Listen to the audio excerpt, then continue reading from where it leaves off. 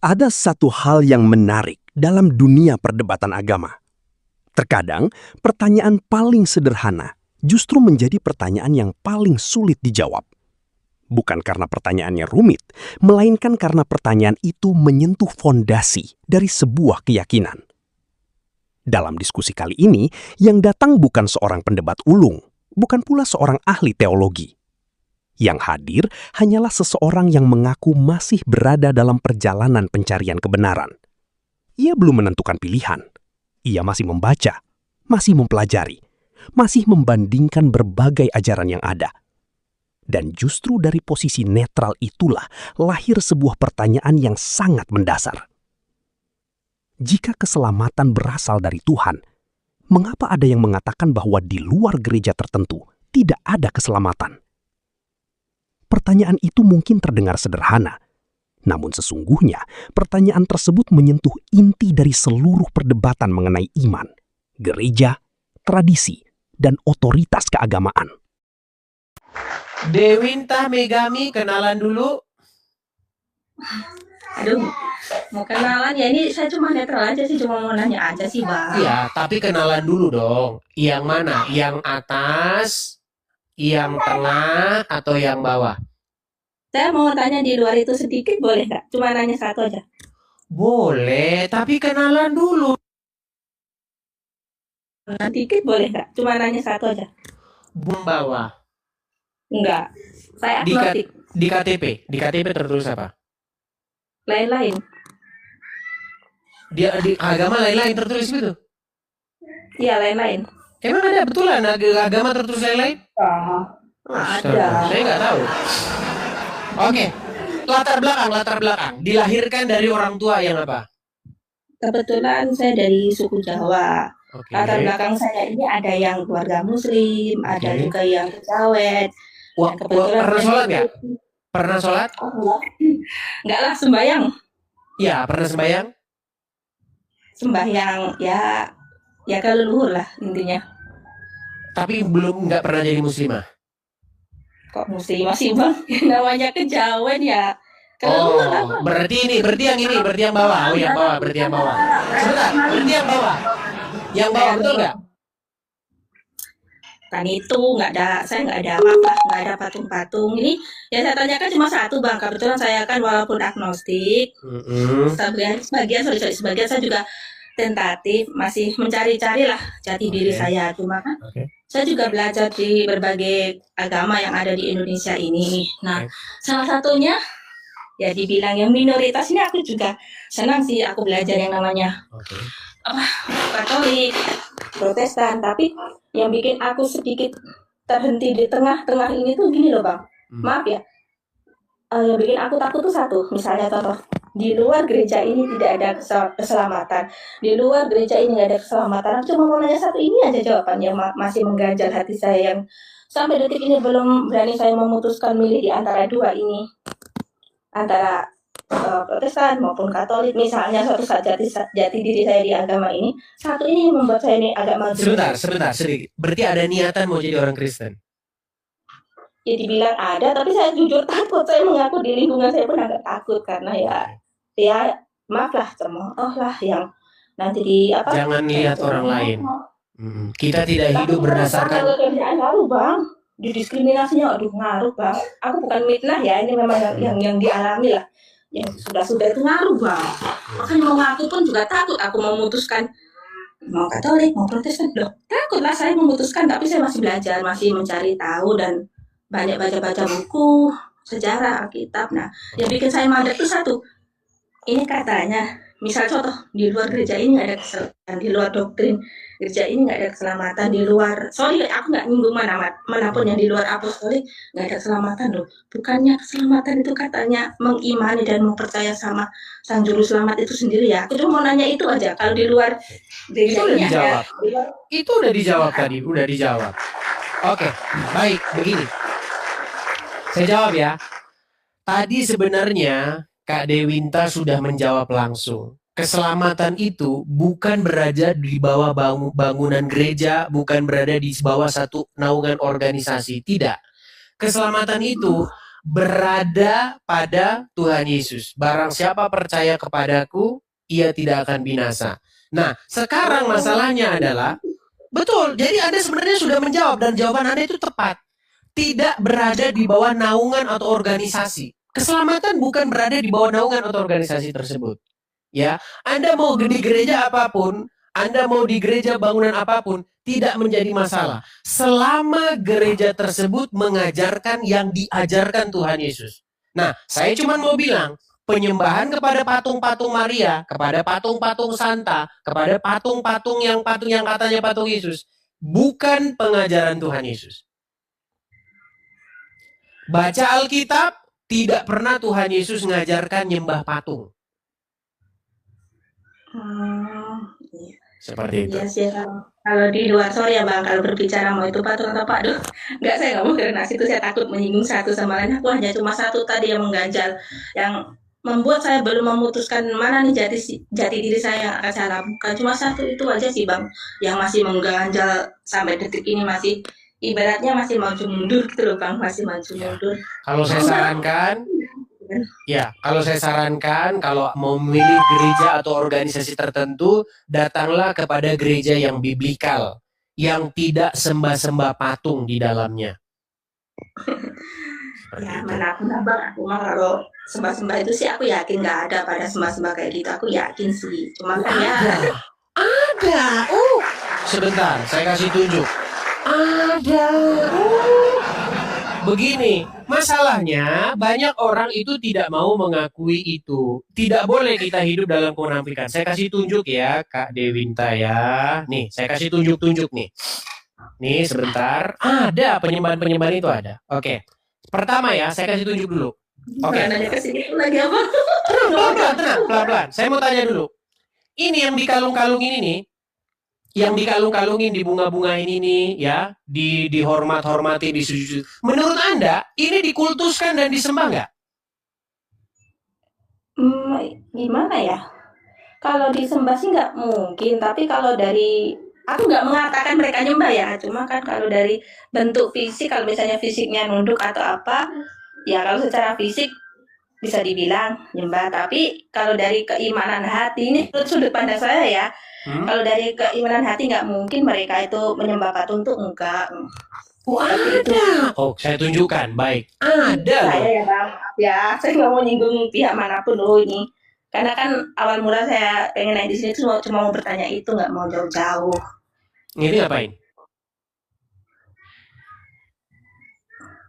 Coba lihat, perhatikan. Oh, itu sih saya putar lagi ya, sebentar. Saya putar lagi ya. Nih, saya putar lagi. Lihat. Aja. Kelihatan? Nah, itu sebenarnya tidak beda-beda jauh seperti ini. Nggak beda-beda jauh, sama kok, sama itu. Nah, ini kalau wajahnya agak sedikit cantik, sama RK langsung dibilang Bunda Maria yang terkasih. Iya. Iya, cuma karena kalau wajahnya itu RK nggak mau dia. Kalau cantik begitu, bule, baru dibilang sama RK Bunda Maria yang terkasih gitu. Kalau dijelasin kata-kata, kan kata-kata kan bisa disangkal tuh Bang. Oh iya itu nih Bang, kalau dia dari apa ya, secara fisik misalnya saya nunduk atau apa, ada yang bilang sujud, ada yang bilang nyembah, tapi kan gini loh Bang, kalau dibicarakan lewat secara hati, secara keimanan itu tidak menyembah seperti yang dibilang seperti Bang Edi. Tapi maaf ya, saya jujur, saya netral, mau Katolik mau Protestan semua baik, mana baik apa adanya. Cuma kan tergantung lagi, saya kan sini tujuannya hanya apa ya, melegakan ganjalan hati saya. Itu loh yang saya pertanyakan, itu cuma mau apa ya, itu tadi loh, di luar bangunan ini, di luar tempat baik. ini, Maka untuk itu ya baik. Jadi intinya kalau kita sudah berdebat, sudah buntu, kita kembali saja kepada Sang Juru Selamat. Apa? Pernahkah Sang Juru Selamat mengajarkan atau menyuruh untuk membungkuk sujud di hadapan benda-benda mati? Tidak pernah. Bahkan dilarang di dalam Alkitab. Seperti itu. Setuju? Iya. Oke. Baik Mungkin aku, tapi baik lagi kayak di sini kita damai ya Bang ya. Aku betul. lagi Kita damai kok. Kita damai. Selama gini. Aku mau abang semuanya ini semua damai yang ada yang Betul, menonton saya ini. sangat setuju. Saya sangat setuju. Makanya justru ini yang menjadi kritik ya. Ketika saya mendebat orang-orang soal agama, banyak orang-orang itu bukan mendebat agama lagi, tapi mereka sudah lari bagaimana cara supaya Edis ini dibinasakan, dipotong lehernya. Lu iya, betul. Coba selama saya berdebat, berapa banyak orang yang membawa arit, membawa pisau, membawa pistol, begitu awas kamu begini. Berapa kali? Tapi kalau untuk membantah argumen, tiada mampu dan tiada sanggup. Nggak sanggup. Ya Allah, aku kena mental, aku baca komentar netizen, terus aku gemes aku. Tenang. Gini. Ngaku dari sini ngaku dari sini, ya ampun. Iya, jangan gini. Kita hidup begini. Manusia hidup itu dari firman Tuhan, bukan dari congor orang. Begitu. Iya sih Pak. Ya. Dia kan juga punya kelemahan Bang, lihat ini. Iya, berlatih supaya pandangan kita itu hanya kepada Sang Juru Selamat, seperti itu, ya. Baiklah. Terima kasih ya atas Sama-sama Kak Dewita. Kalau pertanyaan saya kurang berkenan baik pada Sama-sama. Dari sini mohon maaf ya, apanya mau nanya Sama-sama. dan aku sudah cukup puas dengan jawabannya. Tinggal nanti pribadi aku sendiri gimana nanti aku akan memutuskannya. Saya doakan Bang Edi sehat selalu, panjang umur, lancar rezekinya, dan ya yang baik-baik lah. Beritakan itu aja, jangan ada. Saya pun seperti itu ya. Kalau ada kata-kata saya juga mohon maaf. Kalau ada kata-kata saya mungkin yang terlalu keras, mohon maaf. Tapi saya berharap juga Kak Dewinta sesegera mungkin dibaptis dan menerima Yesus sebagai Tuhan dan Juru Selamat. Oke? Saya turunkan. Sama-sama, mantur sun. Saya turunkan ya. Baik. Dalam dialog tadi, ada satu hal yang menarik untuk diperhatikan. Seorang wanita yang mengaku masih dalam tahap pencarian spiritual justru mengajukan pertanyaan yang sangat mendasar namun penting. Ia tidak memperdebatkan ayat, tidak menyerang keyakinan siapapun, dan tidak datang membawa agenda tersembunyi. Ia hanya ingin mendapatkan jawaban atas satu kegelisahan yang mengganjal dalam hatinya. Pertanyaannya sederhana, jika keselamatan berasal dari Tuhan, mengapa ada pihak yang mengajarkan bahwa di luar gereja tertentu tidak ada keselamatan? Pertanyaan ini sesungguhnya menyentuh inti dari iman itu sendiri.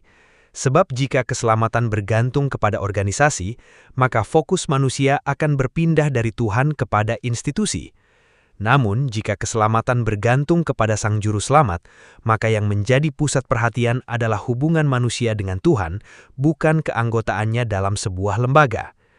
Disinilah Edis mengarahkan pembicaraan kembali kepada fondasi yang menurutnya paling mendasar, yaitu ajaran Tuhan Yesus sendiri.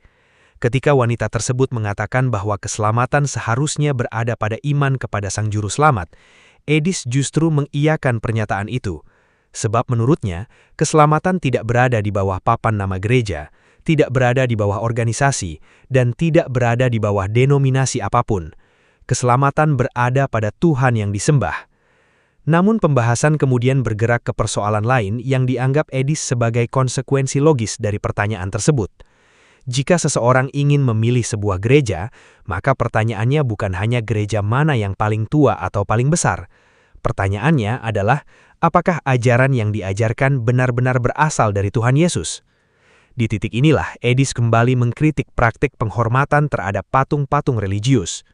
Menurutnya, tidak ada satupun catatan dalam Alkitab yang menunjukkan bahwa Tuhan Yesus pernah mengajarkan umatnya untuk berlutut, bersujud, mencium, mengalungkan bunga, atau melakukan ritual penghormatan terhadap patung-patung yang dibuat menyerupai tokoh-tokoh suci. Argumen Edis sederhana, jika suatu praktik dianggap bagian penting dari kehidupan iman, maka semestinya praktik itu memiliki dasar yang jelas dari ajaran sang guru sendiri.